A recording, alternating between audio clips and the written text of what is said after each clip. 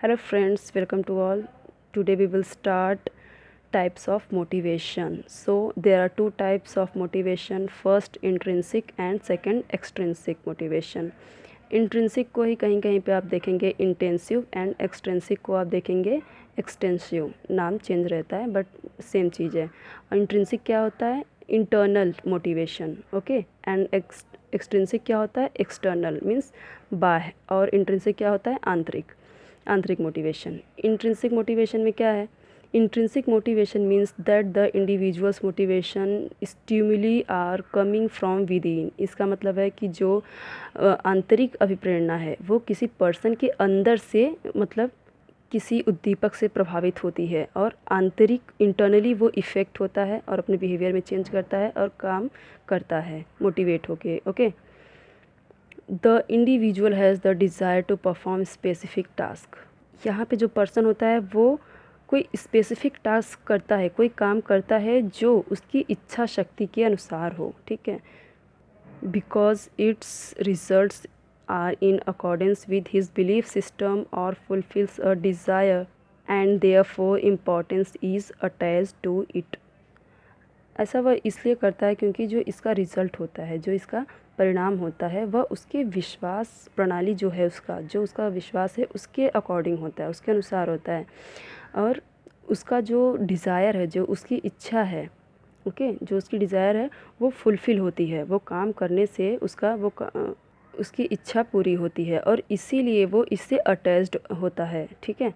इसका मतलब ये है कि कोई इंसान आंतरिक अभिप्रेरणा से प्रभावित होकर अगर कोई काम करता है, कोई स्पेशल काम करता है, वो इसलिए करता है क्योंकि इस पे उस पे विश्वास होता है, भरोसा होता है कि हाँ मैं ये कर रहा हूँ तो मेरे लिए अच्छा है, मुझे इससे खुशी होगी, मुझे इससे फ़ायदा होगा, बेनिफिट होगा, और ये उसके डिज़ायर को भी फुलफ़िल करेगा और इसीलिए और भी इसका महत्व बढ़ जाता है इससे अटैच होने की, ओके।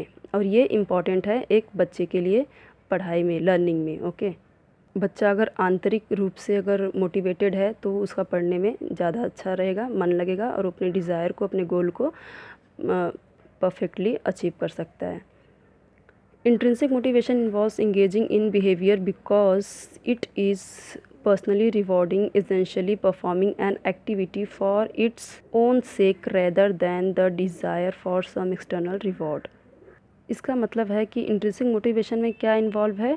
इंगेजिंग इन बिहेवियर, मतलब कि एक व्यवहार में लगे रहना, एक व्यवहार में संलग्न रहना। अगर कोई बच्चा सीखने में ज़्यादा मतलब इंटरेस्ट रखता है तो वो सीखने में ही लगा रहेगा हमेशा, तो यह इंसान को व्यक्तिगत रूप से रिवॉर्ड करता है। रिवॉर्ड करने का मतलब कि वो आंतरिक रूप से वो खुश होता है, व्यक्तिगत रूप से वो खुश होता है और ख़ुद को ही पुरस्कृत करता है।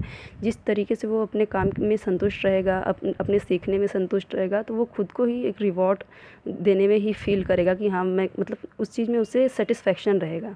इसेंशली मीन्स अनिवार्य रूप से, ओके, अनिवार्य रूप से वो जो बच्चा है वो एक्टिविटी कर रहा है, परफॉर्म कर रहा है, वो ओन सेक मीन्स खुद के लिए ही, खुद के खातिर ही वो कर रहा है, न कि किसी एक्सटर्नल रिवॉर्ड की खातिर। वो अपनी इच्छा के लिए सब कुछ कर रहा है, वो जो उसकी आंतरिक अभिप्रेरणा है, जो वो करना चाहता है अपनी डिज़ायर को फुलफ़िल करने के लिए, अपने गोल को अचीव करने के लिए, वो वही काम कर रहा है।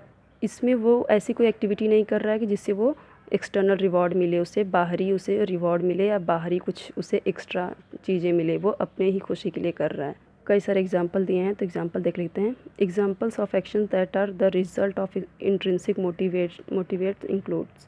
सो फर्स्ट है participating in a sport because you find the activity enjoyable. यहाँ पे क्या है कि बच्चा जब स्पोर्ट में कब भाग लेता है, कब पार्टिसिपेट करता है? जब वो फील करे कि हाँ इससे मुझे खुशी मिलेगी, इससे मुझे एंजॉय मिलेगा। वो बच्चे तभी खेलते हैं ना कि जब उन्हें खेलने से खुशी मिलती है, वो एक्टिविटी से उन्हें एंजॉय मिलता है। ऐसा नहीं कि उससे उन्हें कुछ बाहर का ही रिवॉर्ड मिलेगा तो ही वो खेलते हैं। नेक्स्ट है solving a word puzzle because you find the challenge fun and exciting. Puzzle solve करते टाइम, पज़ल इसलिए सॉल्व करते हैं बच्चे क्योंकि उससे उन्हें एक एक्साइटमेंट फील होता है, ओके, एक फ़न मिलता है। वो जब सॉल्व कर लेते हैं तो उन्हें खुशी मिलती है, एक चैलेंजिंग लगता है कि हाँ कर लेंगे कि नहीं कर लेंगे। सो इन सारी चीज़ों के लिए ये दोनों चीज़ें क्या हुई? इंट्रिंसिक मतलब इंटरनल, आंतरिक कारक हुए, आंतरिक मोटिवेशन हुए।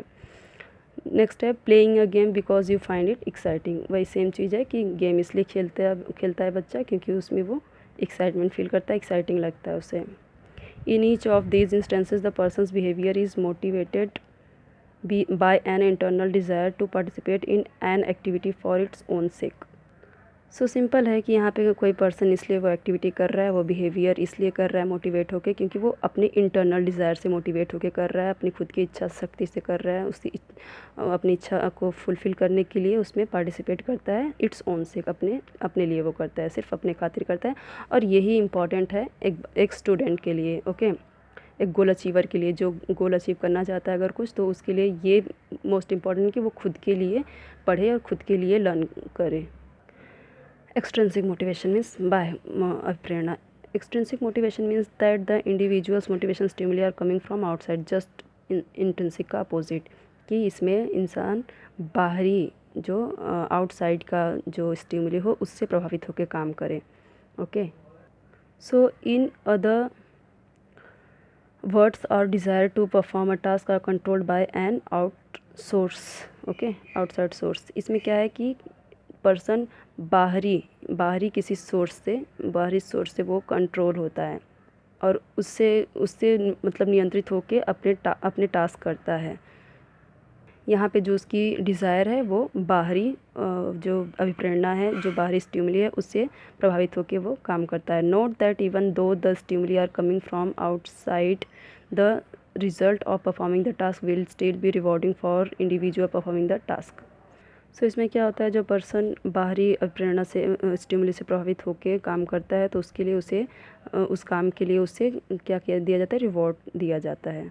ओके, या फिर प्रेज़ दिया जाता है, या फिर बाहर से उसे कुछ भी रिज़ल्ट मिलते हैं, बाहरी result. Okay, extrinsic motivation is external nature. Okay, ये एक्सटर्नल है, बाहरी है, मतलब बाह्य कारक है नेचर में। The motivation occurs when we are motivated to perform a behavior or engage an activity to earn a reward or avoid punishment। मतलब यह मोटिवेशन, मतलब एक्सट्रिंसिक मोटिवेशन जो बाह्य अभिप्रेरणा है, वो कब होता है, जब रिवॉर्ड को अर्न करने के लिए, ये एक्टिविटी करने के लिए पर्सन मोटिवेट किया जाता है, या फिर पनिशमेंट से अवॉइड करने के लिए, मतलब पनिशमेंट से बचने के लिए। ओके, या तो प्रेज़ या रिवॉर्ड वो पाने के लिए ये करता है एक्सट्रिंसिक मोटिवेशन, मतलब बाहरी कारकों से, बाहरी उद्दीपकों से प्रेरित होकर ये काम करता है, या फिर सज़ा से बचने के लिए। यहाँ पे एग्जांपल दिए गए हैं कुछ। Studying because you want to get a good grade. बच्चे का मन नहीं है फिर भी वो पढ़ रहा है, क्यों? क्योंकि उसे अच्छे ग्रेड लाने, अच्छे मार्क्स लाने हैं। ओके, भले ही उसका मन में पढ़ने के लिए बिल्कुल इच्छा नहीं हो, उसमें मन नहीं लग रहा है, फिर भी वो रट्टा मार मार के पढ़ेगा क्योंकि उसे गुड ग्रेड लाने हैं। Cleaning your room to avoid being reprimanded by your parents. बच्चा घर की साफ़ सफाई कर देता है ताकि उसे अपने पेरेंट्स से मतलब डांट ना सुननी पड़े। Okay, participate in sport to win awards को सिर्फ जीतने के लिए अगर पार्टिसिपेट कर रहा है बच्चा। इंट्रिंसिक में क्या था कि बच्चा खुद के खुशी के लिए मतलब खेलता है, स्पोर्ट में पार्टिसिपेट करता है, बट एक्सट्रिंसिक में क्या है, अवार्ड जीतने के लिए। Competing in a contest to win a scholarship. वो स्कॉलरशिप मतलब छात्रवृत्ति में वो इसलिए कंपटीशन करता है, इसलिए कॉम्पिटिट करता है क्योंकि उसे स्कॉलरशिप जीतना है, इसलिए वो भाग लेता है। तो इसका मतलब क्या है कि बच्चा सब कुछ बाहरी कारकों से, बाहरी उद्दीपकों से प्रभावित हो के सिर्फ अपने मतलब निंदा से बचने के लिए, मतलब ब्लेम से बचने के लिए, प्रेज़ पाने के लिए, रिवॉर्ड पाने के लिए, गुड मार्क्स